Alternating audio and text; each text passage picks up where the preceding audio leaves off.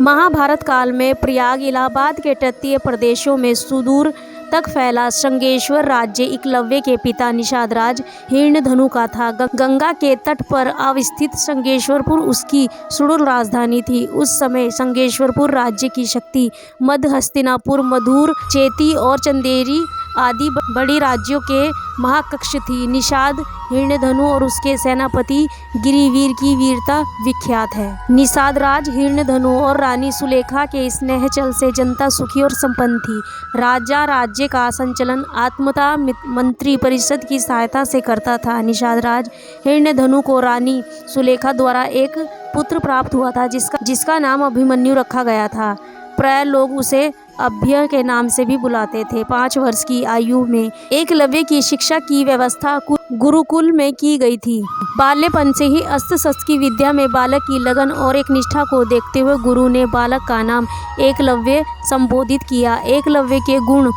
एकलव्य के युवा होने पर उसका विवाह हिरण्यधनु ने अपने एक निषाद मित्र की कन्या सुनीता से करा दिया। एकलव्य धनु विद्या की उच्च शिक्षा प्राप्त करना चाहता था। उस समय धनु विद्या के गुरु द्रोण की ख्याति थी, पर केवल ब्राह्मण तथा क्षत्रिय वर्ग को ही शिक्षा देता था और शूद्रों की शिक्षा से कट्टर विरोधी थे। महाराजा हिरण्यधनु ने एकलव्य को काफी समझाया कि द्रोण तुम्हें शिक्षा नहीं देगा, पर एकलव्य ने पिता की मानी नहीं।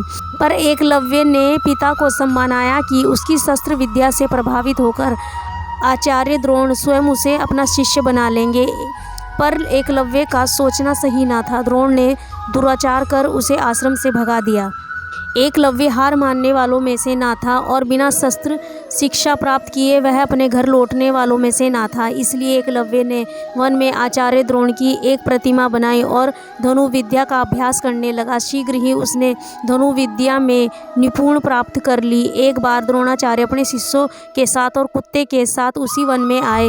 उस समय एकलव्य धनु विद्या का अभ्यास कर रहे थे। कुत्ता एकलव्य को देखकर भौंकने लगा। कुत्ते के भौंकने से एकलव्य की साधना में बाधा पड़ रही थी, अतः अपने बाणों से कुत्ते के मुंह बंद कर दिया। एकलव्य की इस कौशलता से बाण चलाते देख कुत्ते को किसी प्रकार की चोट नहीं लगी। कुत्ते द्रोण के पास भाग गया।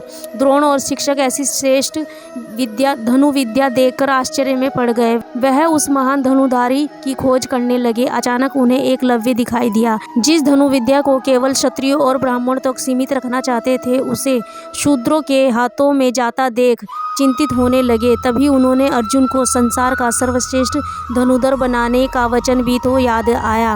द्रोण ने एकलव्य से पूछा, तुम यह धनु विद्या किससे सीखी? एकलव्य आपसे आचार्य। एकलव्य ने द्रोण की मिट्टी की प्रतिमा की और इशारा किया। द्रोण ने एकलव्य से गुरु दक्षिणा में एकलव्य का हाथ का अंगूठा मांग लिया। एकलव्य ने अपना अंगूठा काटकर द्रोण को एकलव्य ने गुरु दक्षिणा में एकलव्य के हाथ का अंगूठा मांगा।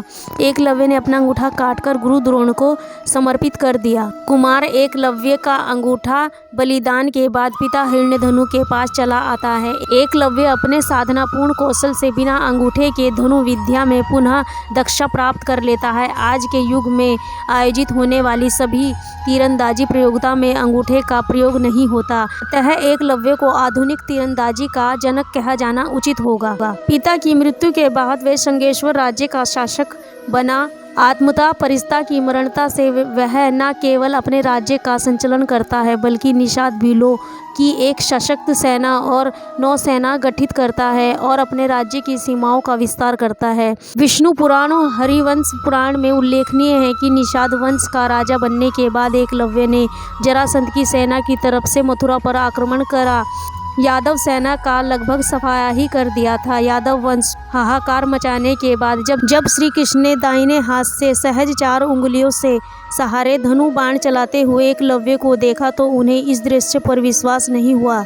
एकलव्य अकेला ही सैकड़ों यादव वंशों को युद्ध में रोकने में सक्षम था। इसी युद्ध में श्री कृष्ण ने छल से एकलव्य का वध किया था। उसका पुत्र केतुमान महाभारत युद्ध में भीम के हाथों मर गया था। जब युद्ध के बाद सभी पांडव अपनी वीरता का बखान कर रहे थे, तब श्री कृष्ण ने अपने अर्जुन प्रेम की बात कबूली थी। कृष्ण ने अर्जुन से स्पष्ट कहा था कि तुम्हारे प्रेम में मैंने क्या क्या नहीं किया। तुमने संसार के सर्वश्रेष्ठ धनुधर कहलाने के लिए मैंने द्रोणाचार्य का वध कराया, महापराक्रमी कर्ण को कमजोर किया, और ना जाने तुम्हारी जानकारी के बिना भीलपुत्र एकलव्य को भी वीर गति दी ताकि तुम्हारे रास्ते में कोई बाधा ना आए। तो दोस्तों, आप लोगों को धनुर्धर एकलव्य की यह कहानी कैसी लगी प्लीज़ कमेंट करके ज़रूर बताएं। और हमारे चैनल पे न्यू तो हमारे चैनल को लाइक करें, शेयर करें, कमेंट करें, सब्सक्राइब करें और हमें सपोर्ट करते रहें। सभी का दिल से धन्यवाद और हर हर महादेव।